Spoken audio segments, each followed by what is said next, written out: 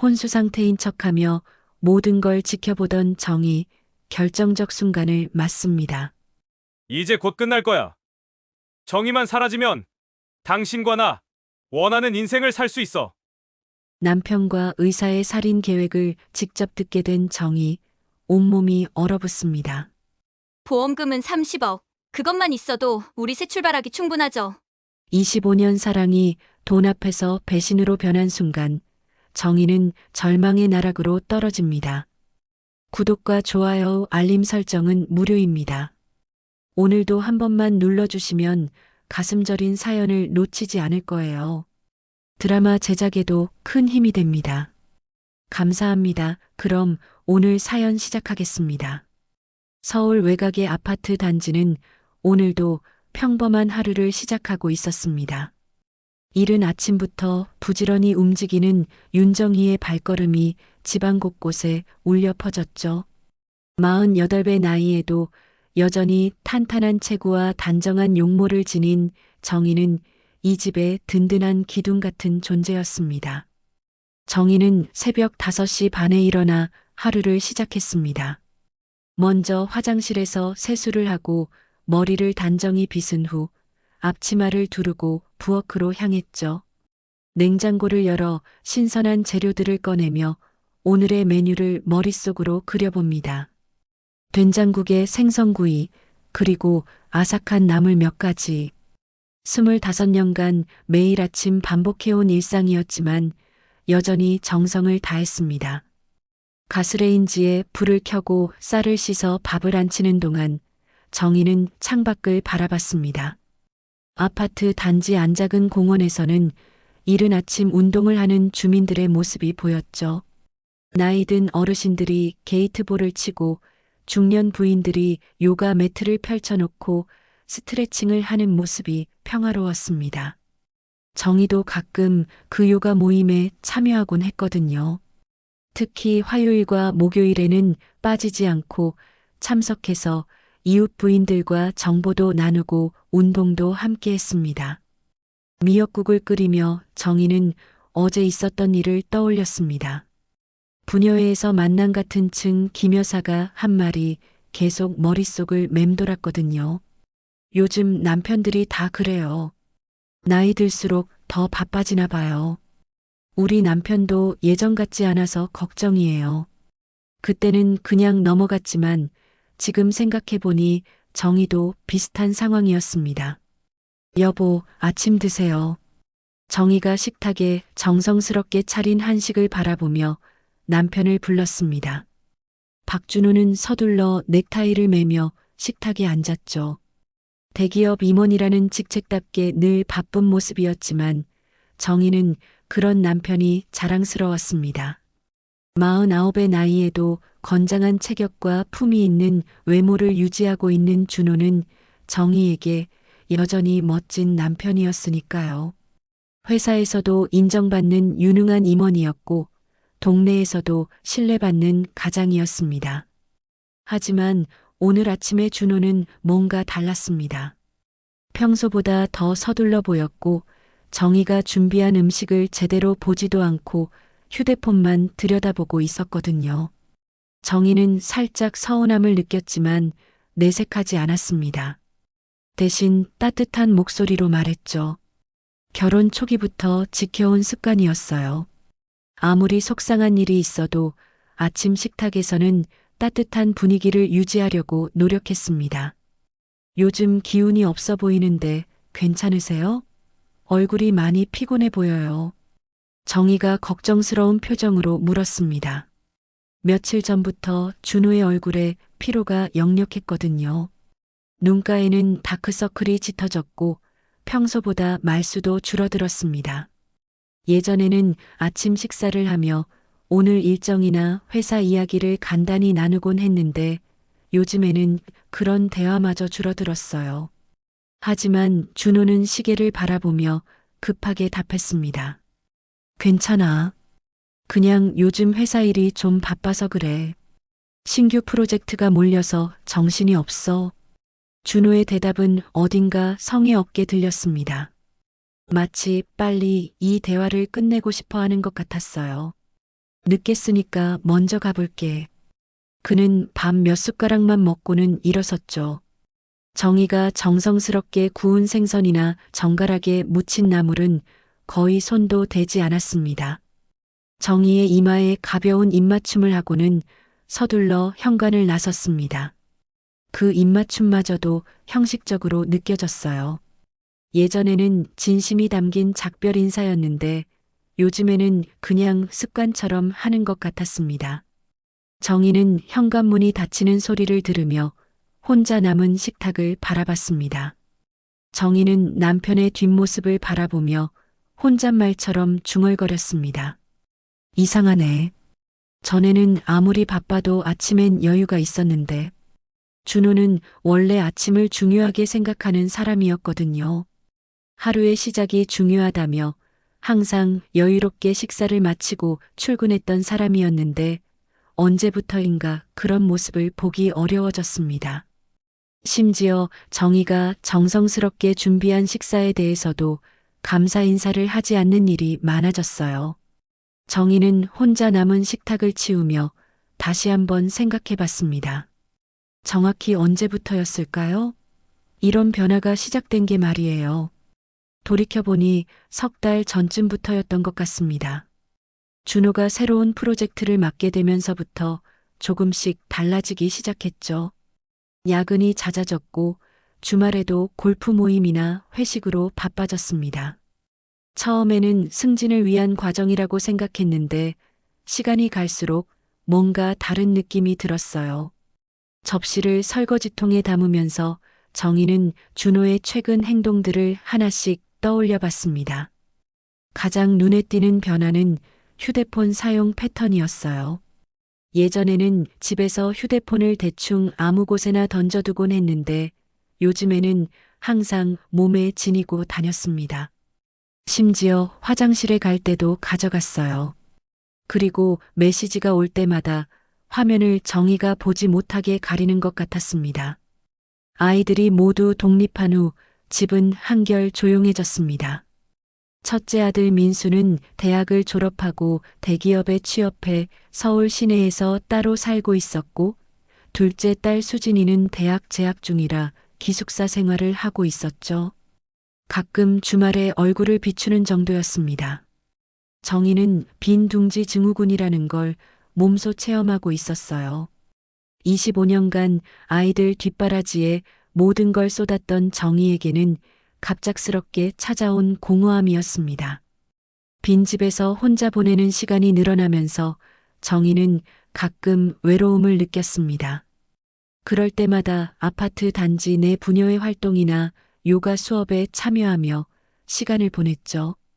같은 또래의 주부들과 수다를 떨며 정보를 나누고 가끔은 함께 시장을 보러 가거나 맛집을 탐방하기도 했습니다. 그런 시간들이 정희에게는 소중한 활력소였어요. 특히 화요일마다 열리는 독서 모임은 정희에게 새로운 세상을 보여주는 창구 역할을 했습니다. 하지만 최근 몇 달 사이 남편과의 관계에서 묘한 변화를 감지하고 있었습니다. 예전에는 저녁 시간이 되면 자연스럽게 하루 있었던 일들을 나누곤 했는데 요즘엔 준호가 먼저 텔레비전을 켜거나 신문을 펼쳐 대화를 피하는 듯 했거든요. 피곤하다는 말도 전보다 훨씬 자주 하고 있었습니다. 주말에도 마찬가지였어요.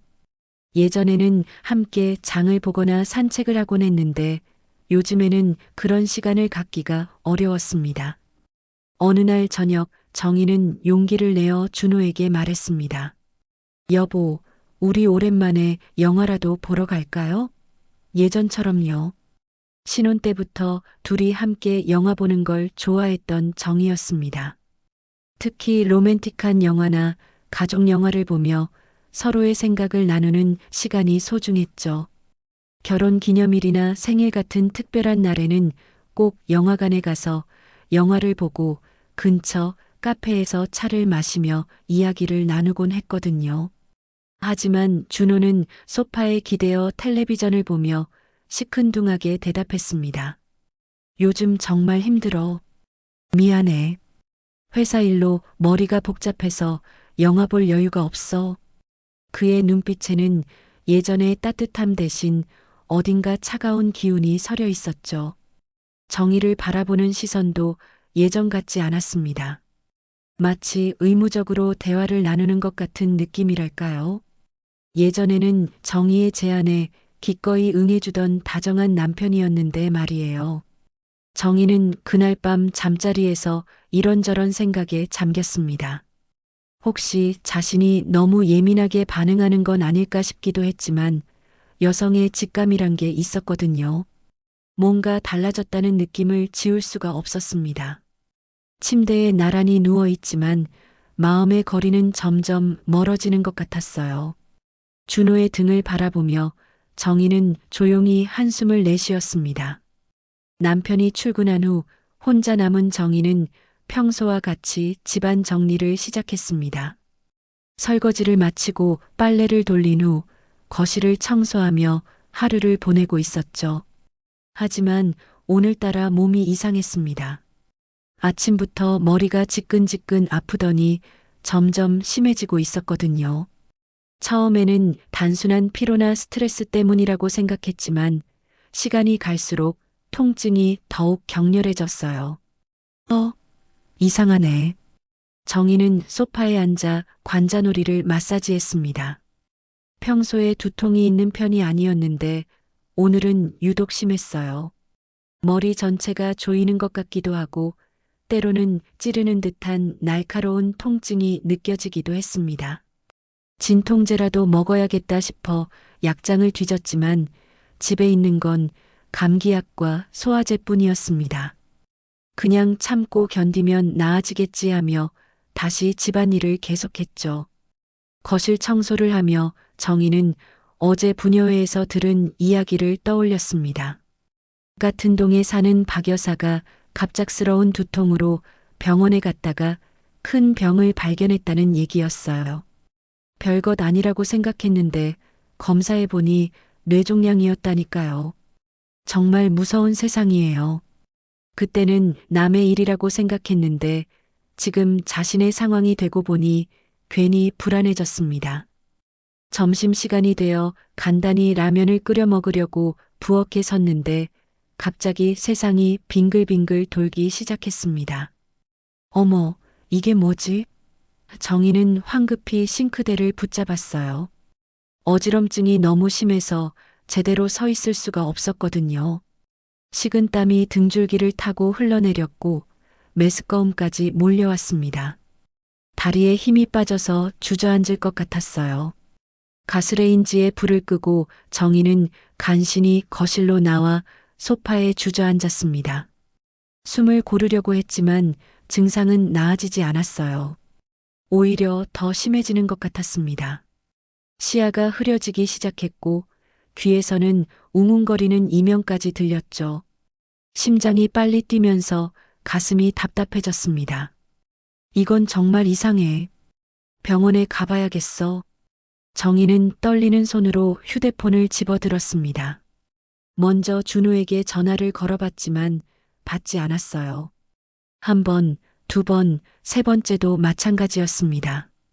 회의 중이거나 바쁜 일이 있나 보다 생각하며 문자를 보냈습니다. 여보, 갑자기 몸이 이상해요.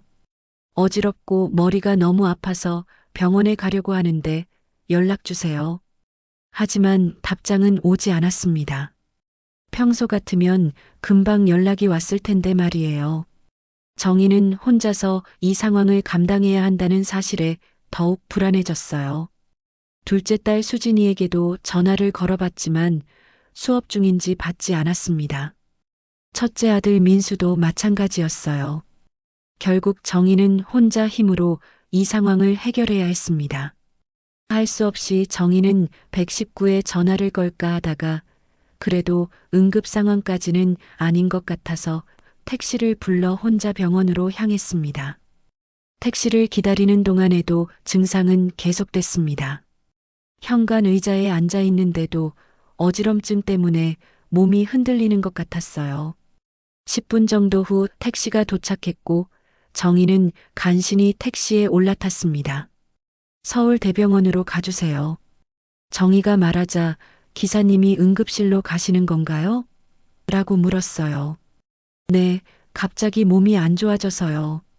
택시 안에서도 어지럼증과 두통은 계속됐고 점점 더 심해지는 것 같았어요. 창밖 풍경이 흘러가는 걸 보니 더욱 어지러워졌습니다. 기사분이 괜찮으세요? 얼굴이 많이 안 좋아 보이는데요? 라고 물을 정도였으니까요. 정희는 억지로 미소를 지으며 괜찮습니다. 곧 병원 도착하니까 괜찮을 거예요 라고 답했지만 실제로는 전혀 괜찮지 않았습니다. 병원까지 가는 길에 정희는 최근 몇 달간의 일들을 떠올려 봤습니다. 남편의 변화된 모습, 점점 소원해지는 부부관계, 그리고 설명할 수 없는 불안감들. 혹시 이런 스트레스 때문에 몸에 이상이 생긴 건 아닐까 하는 생각도 들었어요. 중년 여성들에게 흔히 나타나는 갱년기 증상일 수도 있었고요. 하지만 지금의 증상은 단순한 스트레스나 갱년기 증상으로 보기에는 너무 심각했습니다.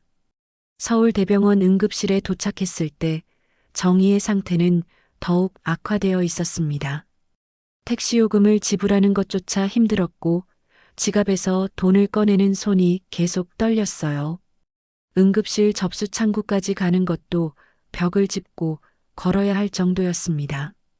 접수를 하는 것조차 힘들었고 대기 의자에 앉아서도 계속 어지럼증에 시달렸죠.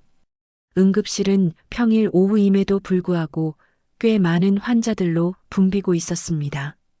정희는 대기번호표를 받고 의자에 앉았지만 주변의 모든 것이 흐릿하게 보였어요. 다른 환자들의 모습이 희미하게 보였고 간호사들의 목소리도 멀리서 들리는 것 같았습니다. 가끔 눈을 감고 있으면 조금 나아지는 것 같기도 했지만 근본적인 해결책은 아니었어요. 30분 정도 기다린 후에야 정희의 차례가 왔습니다.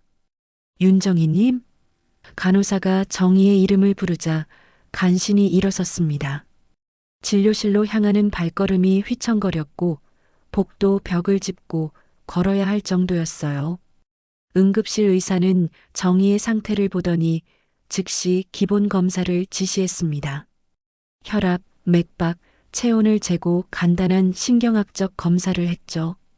혈압이 평소보다 높게 나왔고 맥박도 빨랐습니다.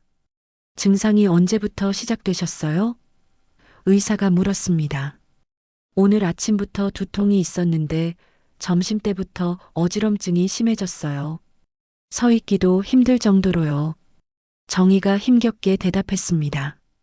의사는 고개를 끄덕이며 펠라이트로 정희의 눈동자 반응을 확인했어요. 신경외과 전문의 진료가 필요할 것 같습니다. 정밀 검사를 받아보시죠.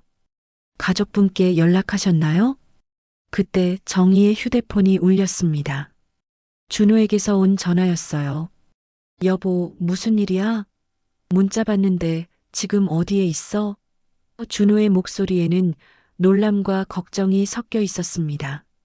하지만 정희는 왜인지 모르게 그 걱정이 진짜인지 의심스러웠어요. 서울대병원 응급실에 있어요. 갑자기 어지럽고 머리가 너무 아파서 혼자 왔어요. 정희가 말하자 준호는 아이고, 왜 혼자 갔어? 지금 바로 갈게. 조금만 기다려라고 답했죠. 준호가 오기를 기다리는 동안 정희는 응급실 침대에 누워 천장을 바라봤습니다. 형광등 불빛이 너무 밝아서 눈이 부셨고 주변의 소음들이 머리를 더욱 아프게 했어요. 간호사들이 바쁘게 오가는 모습과 다른 환자들의 신음소리가 들렸습니다. 정희는 이런 상황이 현실인지 꿈인지 헷갈릴 정도로 멍한 상태였어요. 30분 후 준호가 병원에 도착했습니다. 정희가 응급실 침대에 누워있는 모습을 보자 얼굴이 창백해졌어요. 정희야, 괜찮아? 갑자기 왜 이런 일이? 내가 전화를 못 받아서 미안해. 준호가 정희의 손을 잡으며 물었습니다. 오랜만에 느끼는 남편의 따뜻한 관심이었지만 정희는 제대로 반응할 여력이 없었어요. 그냥 고개만 끄덕일 뿐이었습니다. 그때 신경외과 전문의가 나타났습니다. 김서연이라는 이름표를 단 40대 초반의 여의사였죠. 단정한 헤어스타일에 차분한 인상을 가진 서연은 전문가다운 분위기를 풍겼습니다. 키가 크고 날씬한 체형에 지적인 인상을 주는 얼굴이었어요. 안녕하세요. 신경외과 김서연입니다. 서연이 정희와 준호에게 정중하게 인사를 했어요. 정희는 침대에 누워 서연을 바라보며 첫인상을 떠올려 봤습니다. 분명히 유능해 보이는 의사였고 환자를 대하는 태도도 전문적이었어요. 하지만 뭔가 차가운 느낌이 있었습니다.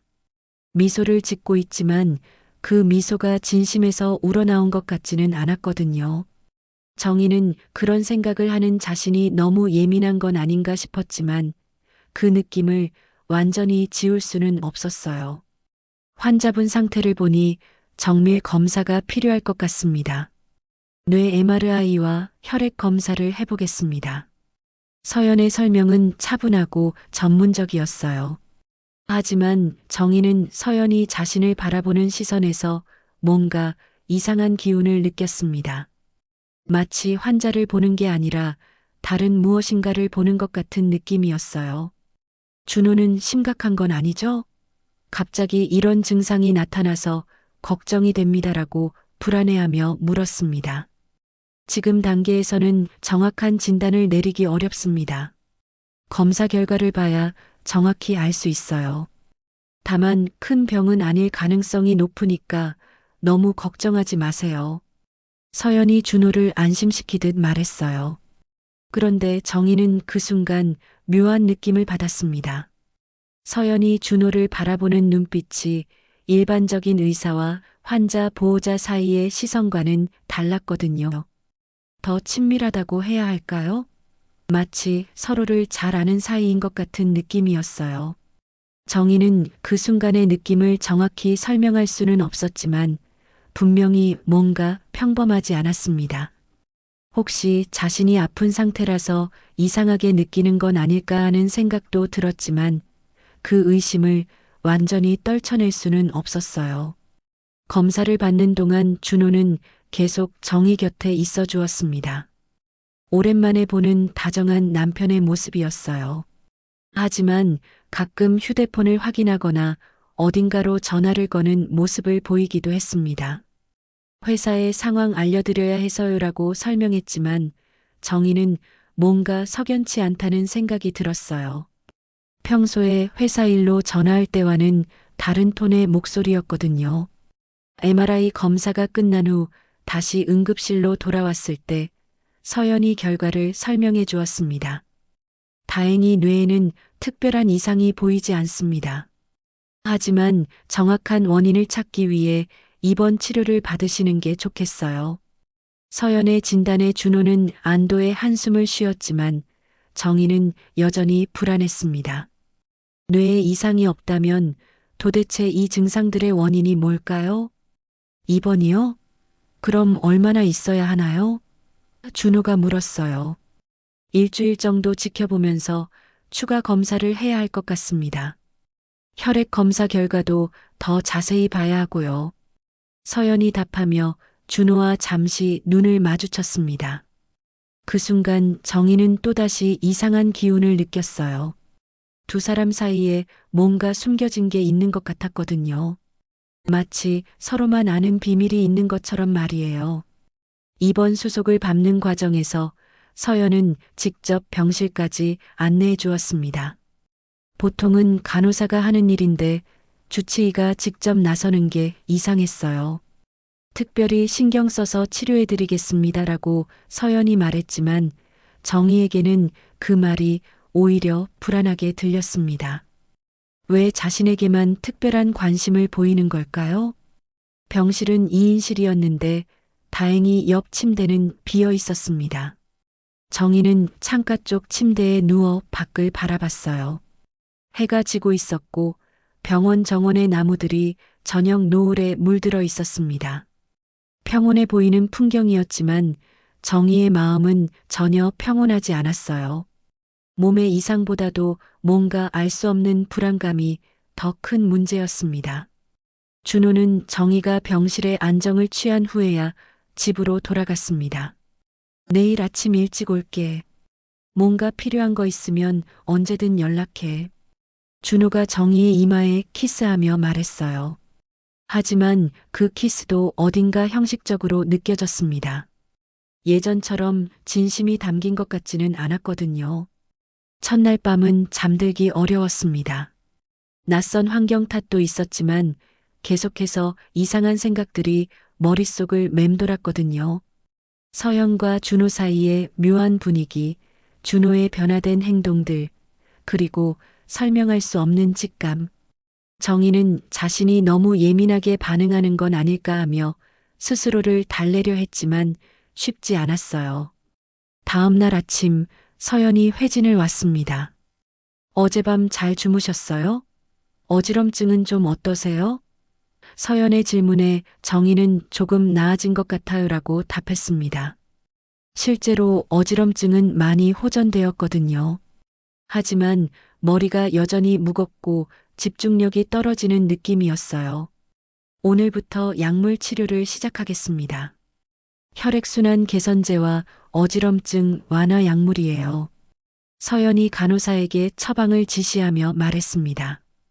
정희는 고개를 끄덕였지만 왜인지 모르게 그 약들이 과연 자신에게 도움이 될지 의문이 들었어요. 의사를 믿지 못하겠다는 생각이 드는 자신이 이상했지만 그 느낌을 지울 수가 없었습니다. 오전 10시쯤 준호가 병문안을 왔습니다. 손에는 정희가 좋아하는 과일과 죽을 들고 있었어요. 어제보다 얼굴이 좀 나아 보이네. 약 잘 먹고 있어? 준호가 관심을 보이며 물었습니다. 정희는 응, 선생님이 처방해 주신 약 먹고 있어라고 답하며 준호의 표정을 유심히 관찰했어요. 그런데 서연이 병실에 들어왔을 때 정희는 분명히 봤습니다. 준호와 서연이 서로를 바라보며 주고받은 미묘한 눈빛을 말이에요. 그것은 처음 만난 의사와 환자 보호자 사이의 시선이 아니었습니다. 마치 서로를 잘 아는 사이, 아니, 그보다 더 친밀한 관계인 것처럼 보였거든요. 정희의 심장이 빠르게 뛰기 시작했어요. 남편분, 잠깐 복도에서 이야기 좀 할까요? 환자분의 치료 계획에 대해 설명드릴 게 있어서요. 서연이 준호에게 말했습니다. 둘이 병실을 나가는 모습을 보며 정희는 뭔가 이상하다는 확신이 들었어요. 다른 의사들은 보통 환자 앞에서 치료 계획을 설명하는데 왜 굳이 따로 나가서 이야기를 하는 걸까요? 정희는 침대에서 일어나 살며시 문 쪽으로 다가갔습니다. 복도에서 나누는 준호와 서연의 대화를 들으려고 했거든요. 하지만 목소리가 너무 작아서 정확히 무슨 말을 하는지는 들리지 않았어요. 다만 두 사람의 톤이 매우 친밀하다는 것만은 확실했습니다. 일반적인 의사와 환자 가족 사이의 대화가 아니었어요. 10분 정도 후 둘이 다시 병실로 들어왔습니다. 별것 아니에요. 그냥 치료 과정에 대한 설명이었어요. 준호가 정희를 안심시키듯 말했지만 정희의 의심은 더욱 커졌습니다. 서연의 표정도 뭔가 어색해 보였거든요. 마치 들키면 안 되는 이야기를 한 것 같은 분위기였어요. 점심시간이 되자 준호는 회사에 급한 일이 있어서 잠깐 다녀올게라고 말하며 병원을 나갔습니다.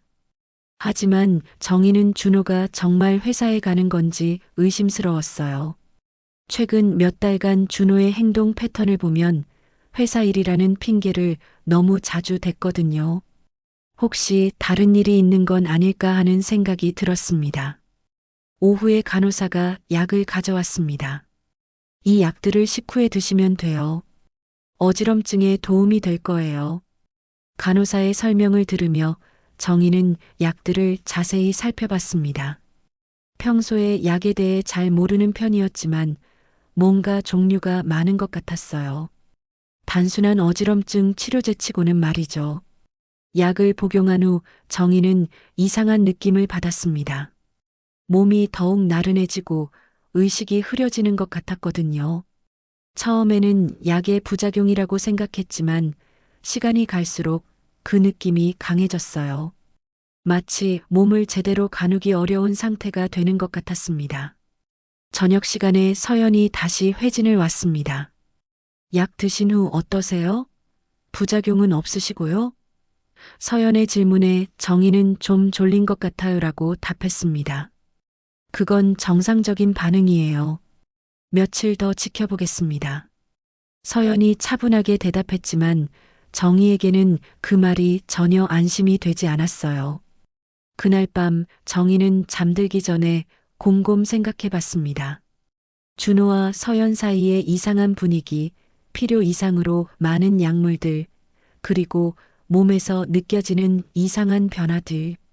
모든 것이 우연의 일치일 수도 있지만 뭔가 연결고리가 있는 것 같았어요. 정희는 자신의 직감을 믿기로 했습니다.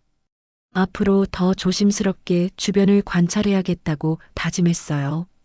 창밖으로 보이는 밤하늘의 별들을 바라보며 정희는 깊은 한숨을 내쉬었습니다.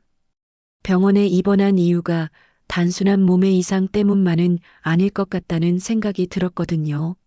뭔가 더 큰 음모가 숨어 있는 것 같은 불안한 예감이 계속해서 마음을 짓눌렀습니다. 하지만 아직은 확실한 증거가 없었어요.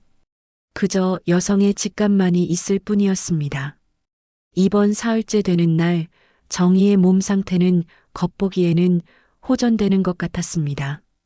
어지럼증은 많이 줄어들었고 두통도 처음보다는 나아졌거든요. 하지만 이상하게도 전체적으로 몸이 무거워지는 느낌이 계속되었어요. 마치 솜에 쌓인 것처럼 모든 감각이 둔해지는 것 같았습니다. 처음에는 약물의 일반적인 부작용이라고 생각했지만 시간이 갈수록 이 느낌이 정상적이지 않다는 확신이 들었어요. 매일 아침 서연이 회진을 올 때마다 정희는 자신의 상태를 관찰당하고 있다는 느낌을 받았습니다. 오늘은 어떠세요? 약 잘 드시고 계시죠?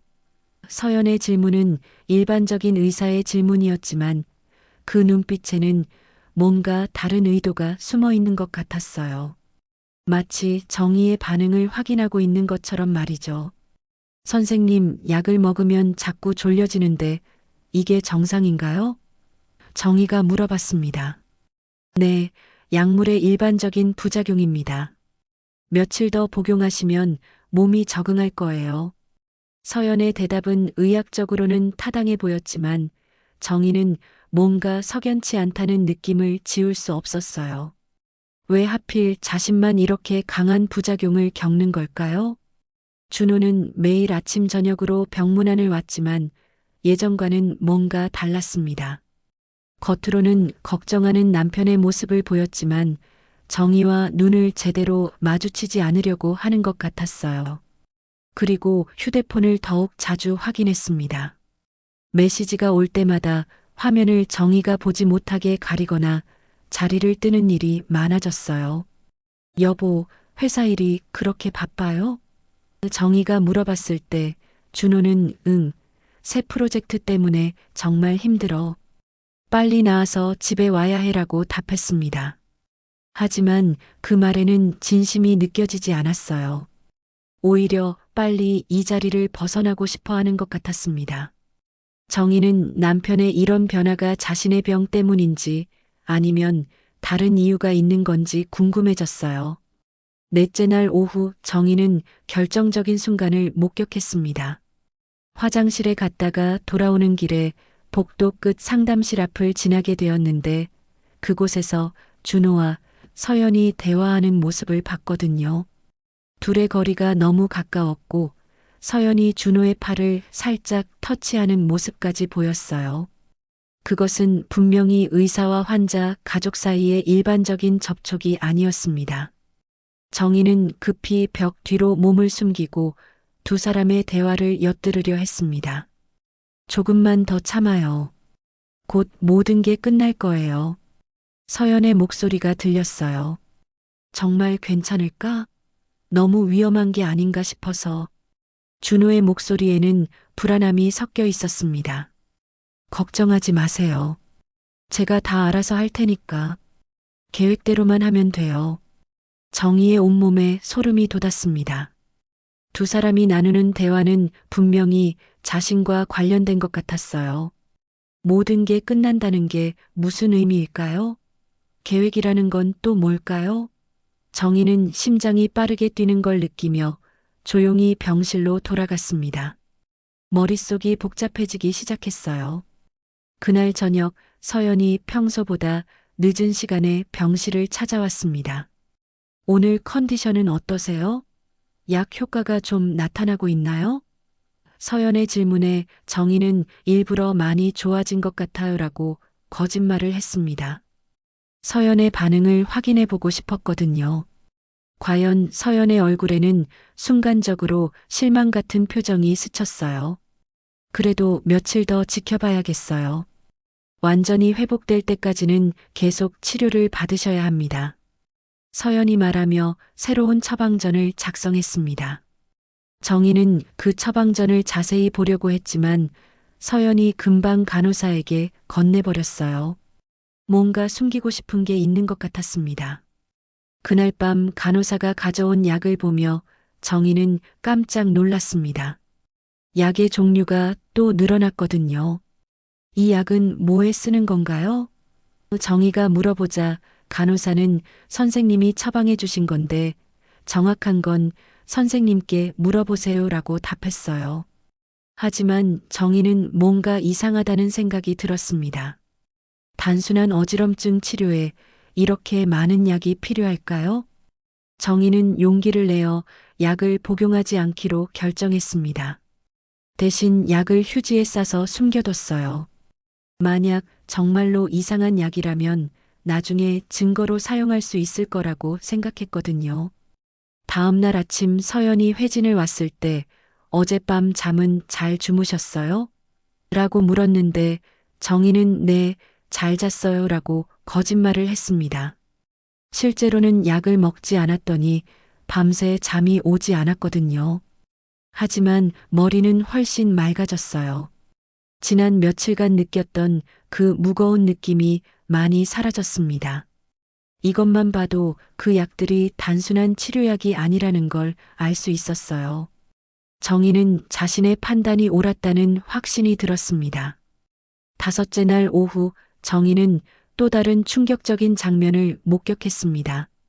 병원 카페테리아에서 우연히 창문을 통해 밖을 내려다봤는데 주차장에서 준호와 서연이 함께 있는 모습을 봤거든요. 둘은 준호의 차 옆에 서서 무언가 진지하게 이야기하고 있었어요. 그런데 갑자기 서연이 준호에게 다가가서 포옹을 했습니다. 정희는 그 장면을 보는 순간 온몸이 얼어붙는 것 같았어요. 그것은 분명히 연인 사이의 포옹이었습니다. 의사와 환자, 가족 사이의 격려나 위로의 의미가 아니라 완전히 다른 관계의 사람들이 나누는 친밀한 스킨십이었거든요. 정희의 손이 떨리기 시작했고 커피컵을 제대로 잡을 수가 없었어요. 그 순간 모든 퍼즐 조각들이 맞춰지기 시작했습니다. 최근 몇 달간 준호의 변화된 행동들, 늦은 귀가와 잦은 외출, 휴대폰을 숨기는 행동들, 그리고 서연의 이상한 처방과 과도한 관심, 모든 것이 하나의 큰 그림으로 연결되고 있었어요. 정희는 자신이 단순한 환자가 아니라 어떤 계획의 피해자가 될 수도 있다는 무서운 생각이 들었습니다.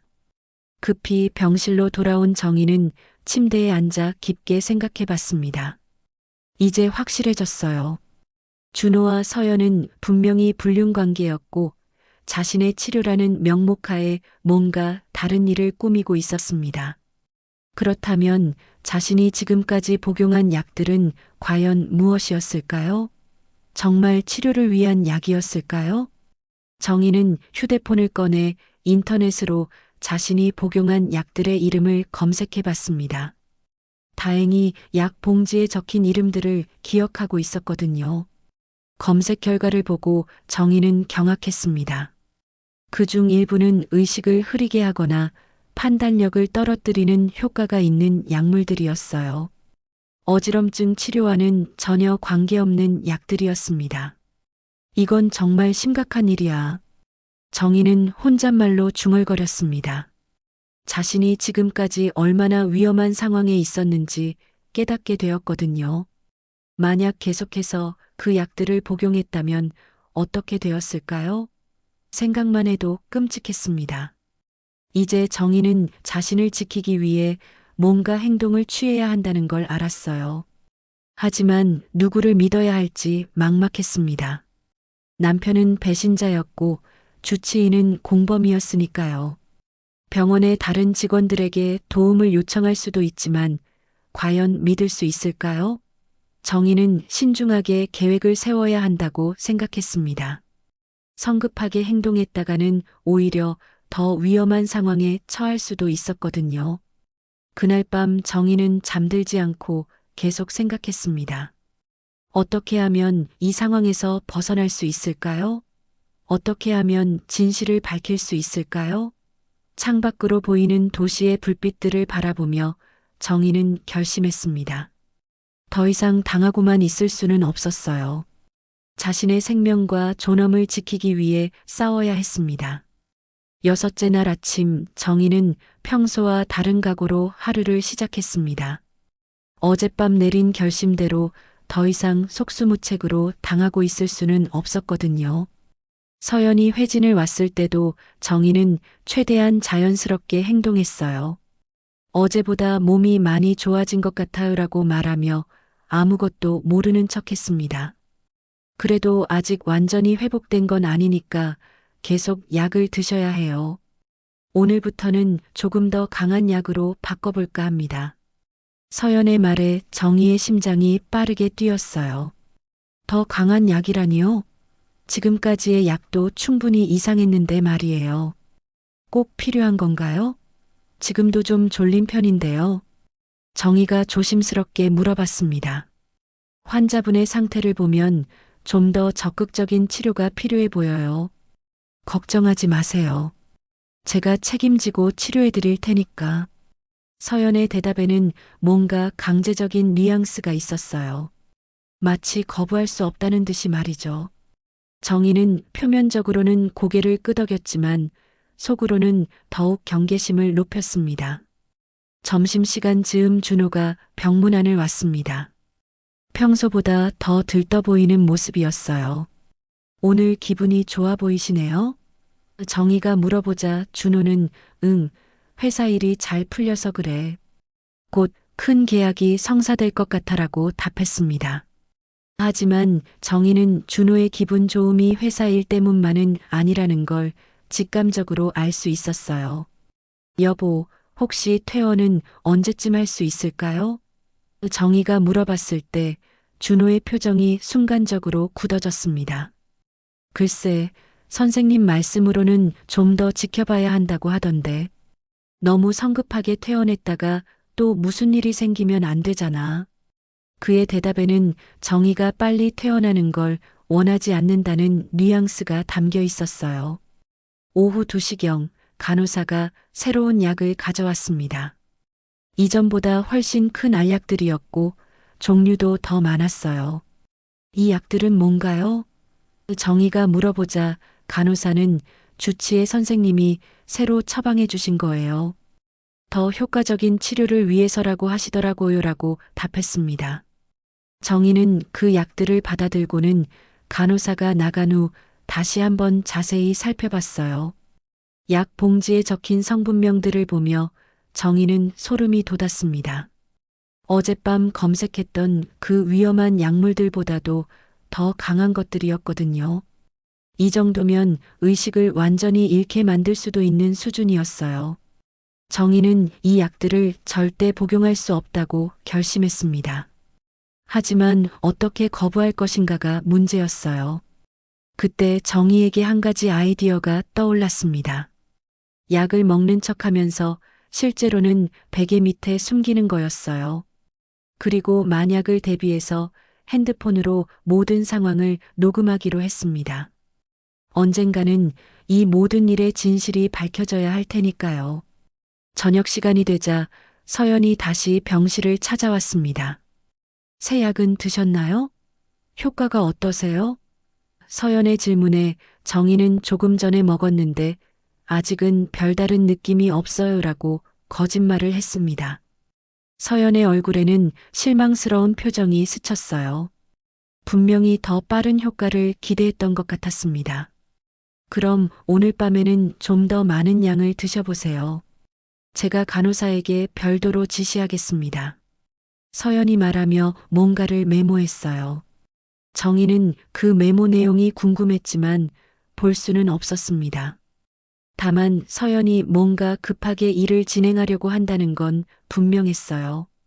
밤 9시경 간호사가 추가 약물을 가져왔습니다. 주치의 선생님이 특별히 지시하신 거예요. 이걸 드시면 훨씬 편안해지실 거예요. 간호사의 말에 정희는 소름이 돋았어요. 편안해진다는 표현이 너무 의미심장하게 들렸거든요. 혹시 영영 깨어나지 못하게 만들 작정인 건 아닐까요? 정희는 간호사가 나간 후 즉시 핸드폰의 녹음 기능을 켰습니다. 그리고 약을 먹는 척하면서 실제로는 물컵에 몰래 뱉어냈어요. 다행히 병실에는 정희 혼자 있었기 때문에 들킬 위험은 없었습니다. 하지만 언제까지 이런 식으로 버틸 수 있을지는 모르겠었어요. 밤 11시쯤 정희는 복도에서 발소리가 나는 걸 들었습니다. 누군가 자신의 병실 쪽으로 오고 있었어요. 정희는 재빨리 잠든 척하며 숨을 고르게 만들었습니다. 병실 문이 조용히 열리더니 누군가 들어왔어요. 발소리로 봐서는 2명인 것 같았습니다. 정말 잠든 것 같나? 준호의 목소리였어요. 약효가 나타나기 시작한 것 같네요. 조금만 더 기다리면 완전히 의식을 잃을 거예요. 서연의 목소리가 들렸습니다. 정희는 온몸이 얼어붙는 것 같았어요. 정말로 자신을 의식불명 상태로 만들려는 계획이었던 거예요. 이제 곧 모든 게 끝날 거야. 정희만 없어지면 우리 마음대로 할 수 있어. 준호의 말에 정희의 심장이 터질 것 같았습니다. 없어진다는 게 무슨 의미일까요? 설마 자신을 죽이려는 건 아니겠죠? 걱정하지 마세요. 제가 의학적으로 완벽하게 처리할 테니까. 아무도 의심하지 않을 거예요. 서연의 차가운 목소리가 병실에 울려 퍼졌어요. 정희는 눈물이 나오는 걸 간신히 참으며 계속 잠든 척을 했습니다. 25년을 함께 산 남편이 자신을 제거하려고 한다니 믿을 수가 없었어요. 그리고 의사라는 사람이 환자를 해치려고 한다니 이런 일이 현실에서 일어날 수 있는 건가요? 내일부터는 더 강한 약을 쓰죠. 그럼 이틀 안에 완전한 혼수 상태로 만들 수 있을 거예요. 서연이 말했어요. 혼수 상태가 되면 어떻게 되는 거야? 준호가 불안하게 물었습니다. 그때부터는 제가 알아서 할 게 있어요. 생명 유지 장치를 조작하는 것도 어렵지 않거든요. 정희는 그 말을 듣는 순간 정신이 아찔해졌어요. 정말로 자신을 죽이려는 계획이었던 거예요. 단순히 의식을 잃게 만드는 것도 아니고 아예 이 세상에서 사라지게 만들려는 거였습니다. 어떻게 이런 끔찍한 일을 생각할 수 있을까요? 보험금은 얼마나 돼? 준호의 질문에 정희는 더욱 절망스러워졌어요. 결국 돈 때문이었던 거네요. 자신의 생명보험금과 재산을 노린 계획이었던 겁니다. 30억 정도 될 거예요. 그것만 있어도 우리 새 출발하기에 충분하죠. 서연이 답했어요. 마치 정희의 목숨을 돈으로 계산하고 있는 것 같았습니다. 두 사람은 약 10분 정도 더 이야기를 나눈 후 병실을 나갔습니다.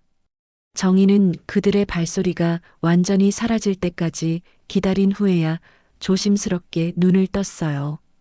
온몸이 떨리고 있었고 심장이 너무 빨리 뛰어서 숨쉬기도 어려웠습니다. 이제 정말로 위험한 상황이라는 걸 확실히 알았어요. 정희는 핸드폰을 확인해 봤습니다. 다행히 녹음이 제대로 되어 있었어요. 준호와 서연의 대화가 모두 녹음되어 있었습니다. 이제 증거는 확보했지만 문제는 어떻게 이 상황에서 벗어날 것인가였어요. 내일부터는 더 강한 약을 쓴다고 했으니 시간이 많지 않았습니다. 창밖을 보니 깊은 밤이었지만 잠은 전혀 오지 않았어요. 어떻게 해야 살 수 있을까요? 누구에게 도움을 요청해야 할까요? 정희는 머릿속으로 여러 가지 방법을 생각해 봤지만 쉽지 않았어요. 하지만 포기할 수는 없었습니다. 반드시 이 위기를 벗어나서 진실을 밝혀야 했어요. 그 무서운 밤을 지새운 정희는 새벽이 되어서야 잠깐 눈을 붙였습니다. 하지만 얕은 잠에서도 계속해서 악몽에 시달렸어요. 준호와 서연이 자신을 해치려는 꿈, 의식을 잃고 깨어나지 못하는 꿈들이 반복되었거든요. 아침 6시경 정희는 식은땀을 흘리며 깨어났습니다. 일곱째 날 아침 서연이 평소보다 일찍 회진을 왔습니다. 어젯밤 잘 주무셨어요? 새 약 효과는 어떠셨나요? 서연의 질문에 정희는 최대한 나른한 목소리로 대답했어요. 많이 졸렸어요. 아직도 머리가 좀 무거운 것 같고요. 서연의 얼굴에 만족스러운 표정이 스쳤습니다. 계획이 순조롭게 진행되고 있다고 생각하는 것 같았어요. 그럼 오늘은 좀 더 효과적인 치료를 해보겠습니다. 수액에 약물을 섞어서 직접 혈관으로 투여하는 방법이에요. 서연의 말에 정희는 온몸이 얼어붙었습니다. 수액 주사라면 피할 방법이 없었거든요. 먹는 약처럼 몰래 뱉을 수도 없고 완전히 속수무책이 되는 거였어요. 꼭 그래야 하나요? 먹는 약도 효과가 있는 것 같은데요. 정희가 조심스럽게 물어봤지만 서연은 단호했습니다. 환자분의 회복을 위해서는 이 방법이 가장 확실해요. 걱정하지 마세요. 전혀 아프지 않을 거예요. 서연의 말에는 거부의 여지가 없다는 뉘앙스가 담겨 있었어요. 오전 10시경 간호사가 수액 준비를 하러 왔습니다. 정희는 그 간호사를 유심히 관찰했어요. 최은영이라는 이름표를 단 40대 중반의 간호사였는데 다른 간호사들과는 뭔가 달라 보였거든요. 서연의 지시를 받으면서도 계속 의문스러운 표정을 짓고 있었어요. 간호사님, 혹시 이 수액이 뭔지 알 수 있을까요? 정희가 조심스럽게 물어봤습니다. 은영은 잠깐 주저하더니 저도 정확히는 모르겠어요. 주치의 선생님이 특별히 조제해달라고 하신 거라서요라고 답했어요. 그 말에서 정희는 은영도 뭔가 이상하다고 느끼고 있다는 걸 알 수 있었습니다. 수액 주사를 맞기 시작한 후 정희는 정말로 의식이 흐려지는 걸 느꼈습니다. 이번에는 진짜였어요. 아무리 정신을 차리려고 해도 머리가 점점 무거워졌고 시야가 흐릿해지기 시작했어요. 몸을 움직이는 것도 어려워졌습니다. 이대로 가면 정말 의식을 잃게 될 것 같았어요. 하지만 정희는 마지막 순간까지 포기하지 않았습니다.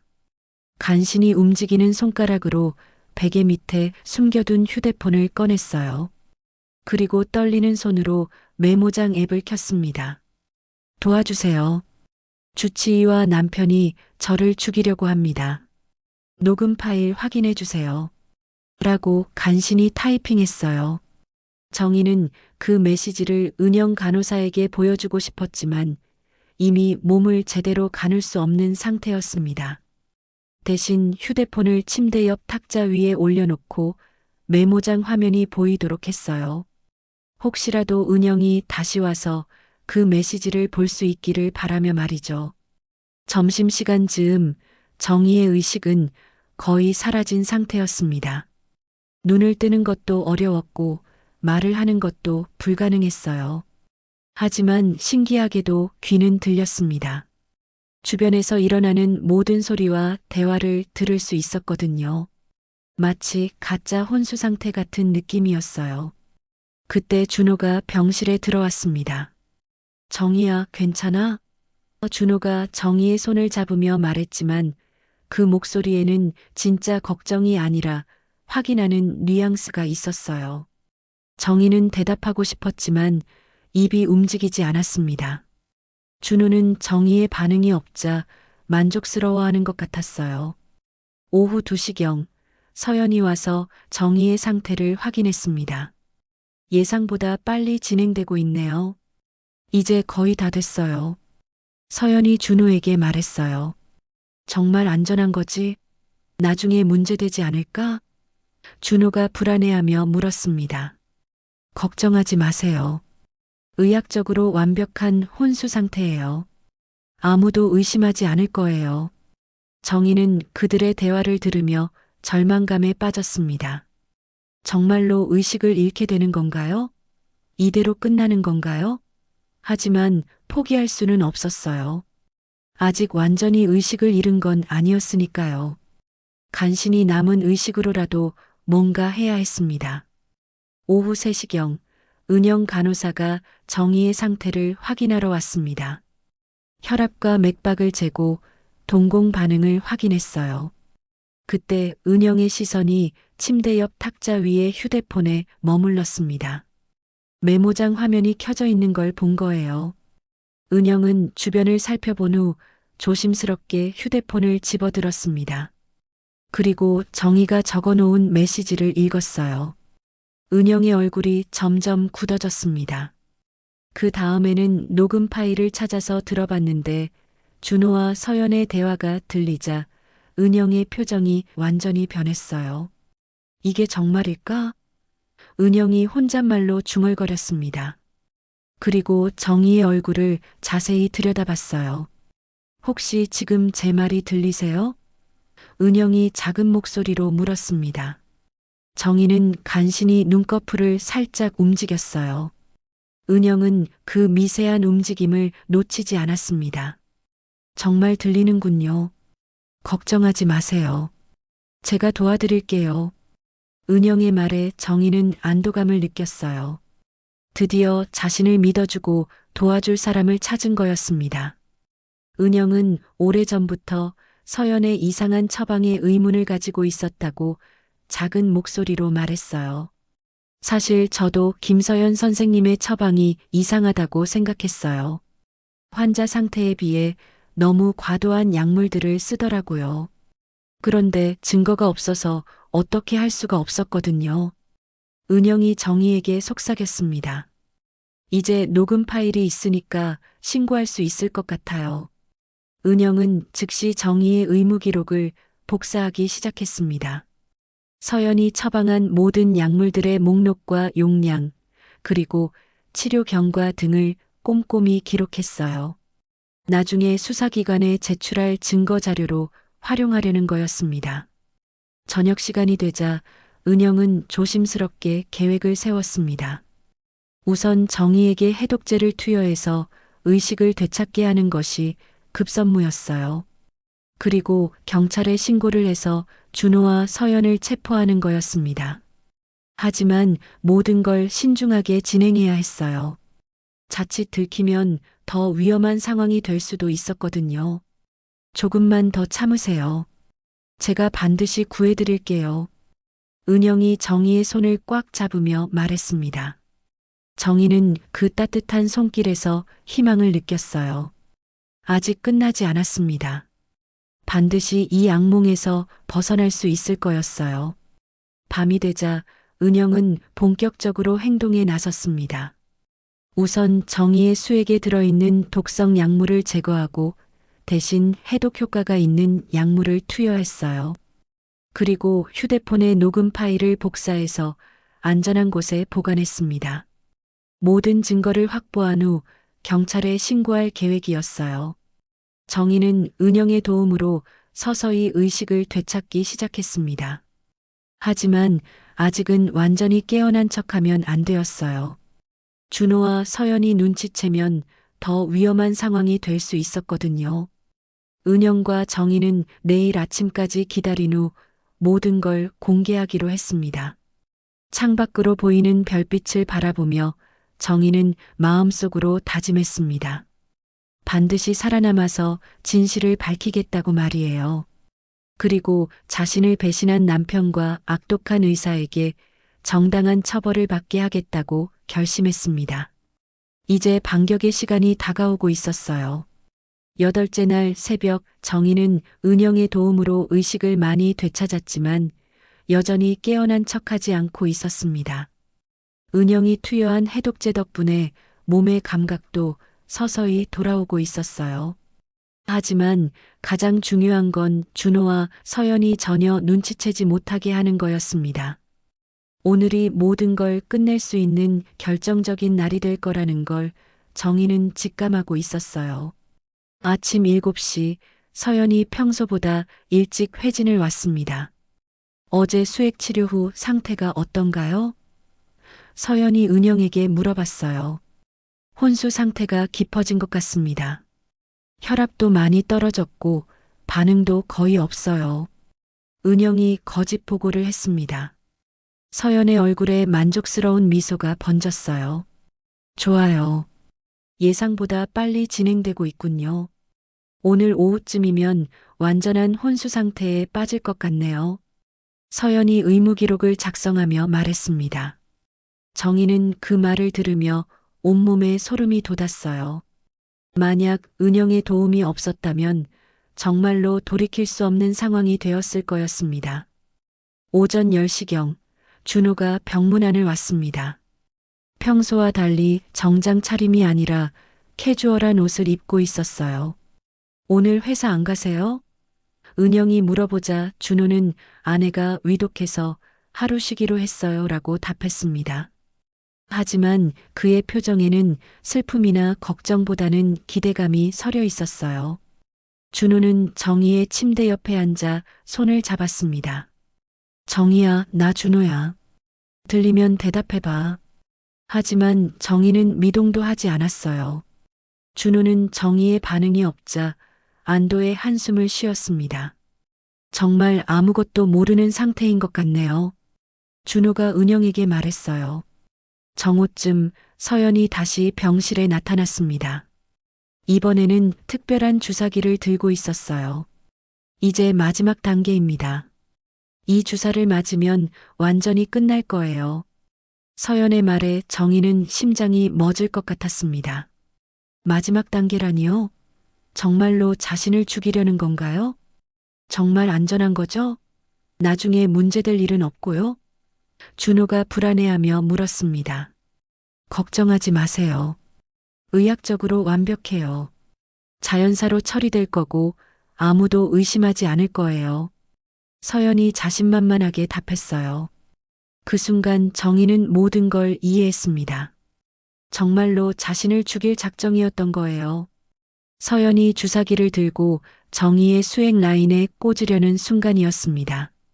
갑자기 병실 문이 벌컥 열리더니 경찰들이 들어왔어요.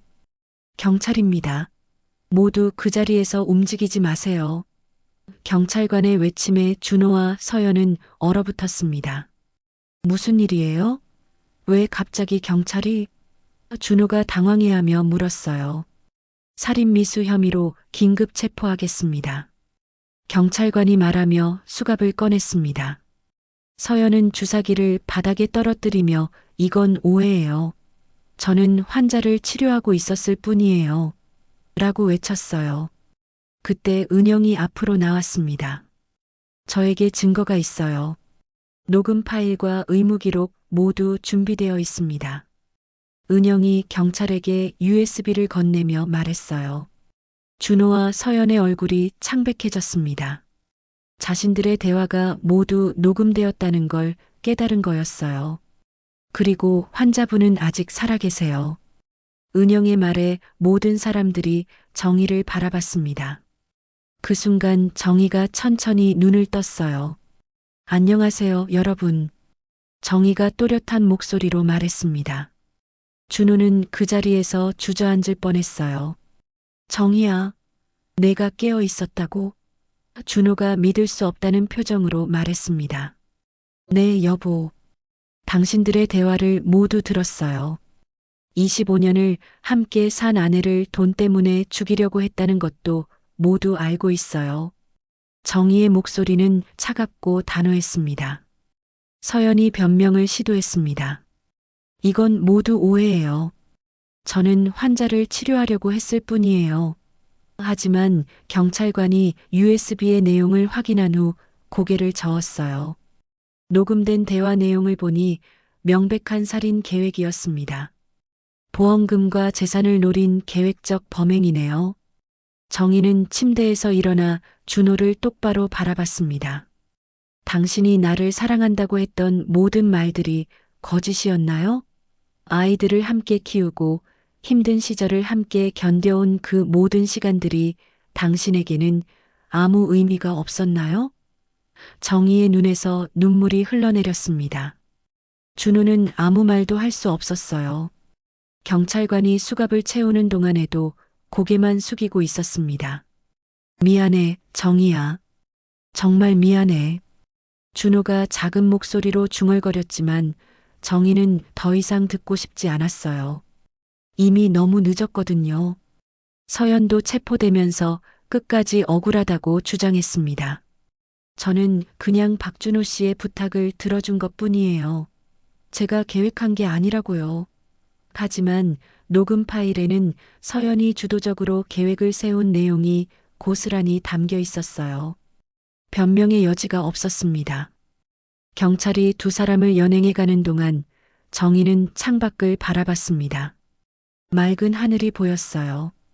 죽을 뻔했던 상황에서 살아났다는 게 믿어지지 않았습니다. 은영이 정희의 손을 잡으며 말했어요. 정말 다행이에요. 조금만 늦었다면 큰일 날 뻔했어요. 은영 씨 덕분에 살았어요. 정말 고마워요. 정희가 진심으로 감사 인사를 했습니다. 저도 평소에 김서연 선생님의 처방이 이상하다고 생각했었거든요. 정희 씨 사건을 계기로 조사해 보니 다른 환자들도 피해를 입었더라고요.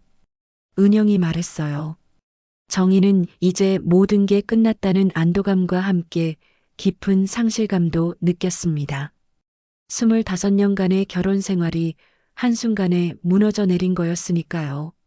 하지만 동시에 새로운 시작에 대한 의지도 생겼어요. 더 이상 누구에게도 속지 않고 자신의 힘으로 살아가겠다는 다짐이었습니다. 병실 창밖으로 보이는 도시 풍경을 바라보며 정희는 깊게 숨을 들이마셨습니다. 죽음의 문턱에서 돌아온 이 순간이 자신에게는 진정한 새 출발의 시작이라는 걸 알 수 있었어요. 이제는 정말로 자신만의 인생을 살아갈 시간이었습니다. 저녁 무렵 첫째 아들 민수와 둘째 딸 수진이 급히 병원으로 달려왔습니다. 사건 소식을 들은 거였어요. 엄마, 정말 괜찮으세요? 아빠가 그런 일을 했다니 믿을 수가 없어요. 아이들은 충격에 빠져 있었지만 엄마가 무사하다는 것만으로도 다행이라고 했습니다. 괜찮아. 엄마는 이제 정말 괜찮을 거야. 정희가 아이들을 안으며 말했어요. 힘든 일이지만 이겨낼 수 있을 거라는 확신이 있었습니다. 가족들과 함께라면 어떤 어려움도 극복할 수 있을 거였어요. 정희의 눈빛에는 더 이상 두려움이 아닌 강인한 의지가 서려 있었습니다. 사건이 터진 지 한 달 후 법정에서는 준호와 서연에 대한 재판이 진행되고 있었습니다. 정희는 증인석에 서서 그동안 겪었던 모든 일들을 담담하게 증언했어요. 법정 안은 조용했지만 방청석에 앉은 사람들의 표정에는 충격과 분노가 역력했습니다. 25년을 함께 산 아내를 돈 때문에 죽이려 했다는 사실이 모든 이들을 경악해 했거든요.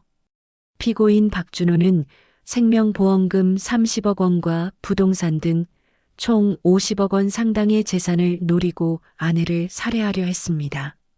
검사의 논고가 법정에 울려 퍼졌어요. 그리고 피고인 김서연은 의사라는 직업을 악용해 환자를 해치려 한 극악무도한 범죄자입니다. 준호는 고개를 숙인 채 한마디도 하지 못했고 서연은 끝까지 자신의 무죄를 주장했지만 증거는 명백했습니다. 재판부는 준호에게 살인미수죄로 징역 15년을, 서연에게는 살인미수 및 의료법 위반으로 징역 20년을 선고했습니다. 서연의 의사 면허는 영구 박탈되었고 둘 다 피해 배상금도 지급해야 했어요. 판결이 내려지는 순간 정희는 복잡한 감정에 휩싸였습니다. 정의가 실현되었다는 안도감과 함께 한때 사랑했던 남편이 감옥에 가게 되었다는 씁쓸함도 있었거든요. 법정을 나서며 정희는 마지막으로 준호와 눈을 마주쳤습니다. 준호의 눈에는 후회와 미안함이 가득했지만 이미 늦었어요. 정희야, 정말 미안해. 나도 모르게 그렇게 된 거야. 준호가 마지막으로 말했지만 정희는 더 이상 듣고 싶지 않았습니다. 이제 끝났어요. 당신의 선택이었으니까 결과도 당신이 감당하세요. 정희의 목소리는 차갑지만 흔들림이 없었어요. 퇴원 후 정희는 새로운 삶을 준비하기 시작했습니다. 먼저 이혼 절차를 진행했어요. 준호가 감옥에 있는 상황에서 이혼은 어렵지 않았습니다. 재산 분할도 정희에게 유리하게 진행되었죠. 준호의 범죄 행위 때문에 모든 재산이 정희 명의로 넘어왔고 보험금도 정희가 받게 되었습니다.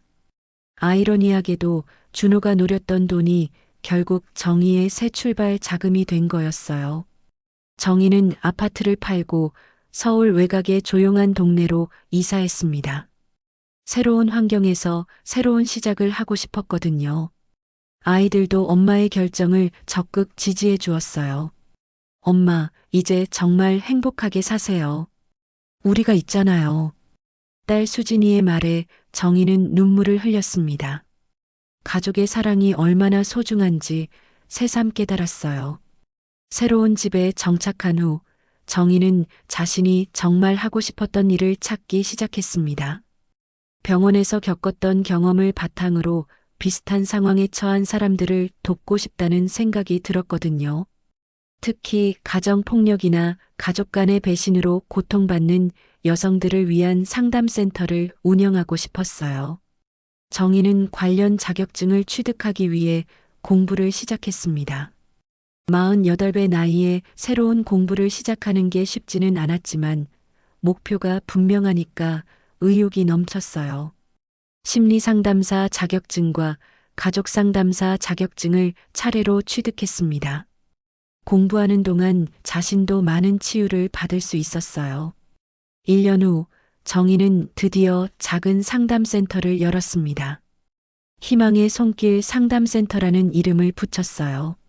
처음에는 찾아오는 사람이 많지 않았지만 입소문을 통해 점점 더 많은 사람들이 찾아왔습니다.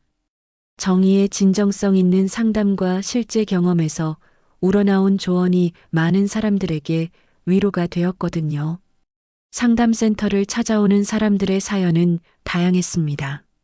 남편의 외도로 상처받은 여성들, 가정폭력에 시달리는 아내들, 경제적 어려움으로 갈등을 겪는 부부치.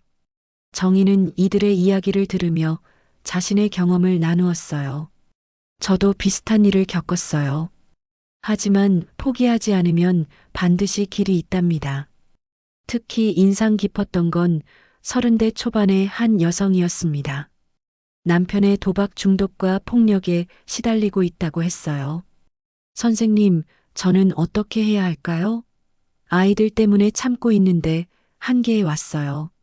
정희는 그 여성을 보며 과거의 자신을 떠올렸습니다. 용기를 내세요. 당신과 아이들의 안전이 가장 중요해요. 정희는 그 여성이 새로운 삶을 시작할 수 있도록 법적 조언부터 경제적 자립 방안까지 구체적으로 도와주었어요.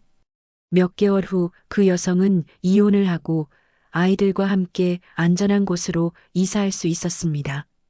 선생님 덕분에 새 인생을 시작할 수 있게 되었어요. 정말 감사합니다. 그 여성의 밝아진 얼굴을 보며 정희는 자신이 하는 일의 가치를 실감했어요. 2년이 지나자 상담센터는 지역에서 유명해졌습니다. 지방자치단체에서도 정희의 활동을 인정해서 공식적인 지원을 해주기 시작했어요. 정희는 더 많은 사람들을 도울 수 있게 되었습니다. 강의 요청도 들어오기 시작했고 라디오 프로그램에도 출연해서 자신의 경험담을 나누었어요. 어느 날 은영 간호사가 상담센터를 찾아왔습니다. 정희 씨, 정말 멋진 일을 하고 계시네요. 그때 제가 도와드린 게 이렇게 큰 결실을 맺을 줄 몰랐어요. 은영의 말에 정희는 감사함을 표했습니다. 은영 씨가 아니었다면 저는 지금 여기에 없었을 거예요. 정말 생명의 은인이세요. 정희는 상담센터 운영 외에도 관련 기관들과 네트워크를 구축했습니다. 경찰서, 법원, 법률사무소, 의료기관 등과 협력해서 피해자들에게 종합적인 도움을 제공할 수 있는 시스템을 만들었어요. 한 사람의 힘으로는 한계가 있지만 여러 기관이 협력하면 더 큰 도움을 줄 수 있었거든요. 3년째 되는 해 정희는 자신의 경험을 책으로 출간했습니다. 배신을 넘어서 새로운 희망으로라는 제목의 책이었어요. 책에는 자신이 겪었던 모든 과정과 그를 통해 얻은 교훈들이 담겨 있었습니다. 많은 사람들이 그 책을 읽고 용기를 얻었다고 연락을 해왔어요. 아이들도 엄마를 자랑스러워했습니다. 민수는 엄마 정말 대단하세요. 그런 일을 겪고도 이렇게 많은 사람들을 도우시다니라고 말했어요. 수진이도 엄마를 보면서 진짜 강한 사람이 뭔지 알게 되었어요 라고 했습니다. 아이들의 지지가 정희에게는 가장 큰 힘이 되었어요. 어느 가을날 저녁 정희는 상담센터에서 일을 마치고 집으로 돌아가는 길에 하늘을 올려다봤습니다. 별들이 반짝이고 있었어요. 3년 전 병원에서 죽음의 위기에 처했던 그날 밤을 떠올렸습니다. 그때는 절망뿐이었는데 지금은 이렇게 많은 사람들에게 희망을 주는 삶을 살고 있었어요. 이제 정말 내 인생을 살고 있구나. 정희가 혼잣말로 중얼거렸습니다. 더 이상 누구에게도 의존하지 않고 누구에게도 속지 않으며 오직 자신의 의지로 살아가고 있었어요. 과거의 상처는 아물었고 그 상처를 통해 더 강해진 자신을 발견할 수 있었습니다. 집에 도착해서 거울을 보니 예전과는 다른 모습이었어요. 눈빛에는 더 이상 두려움이나 불안이 아닌 자신감과 희망이 가득했습니다. 정희는 거울 속 자신에게 미소를 지으며 말했어요. 수고했어, 정희야. 앞으로도 계속 힘내자. 내일도 자신을 필요로 하는 사람들이 기다리고 있을 테니까요. 정희의 새로운 인생은 이제 막 시작된 거였습니다. 끝까지 시청해 주셔서 감사합니다. 오늘 사연도 재미있으셨다면 구독, 좋아요, 알림 설정 부탁드립니다.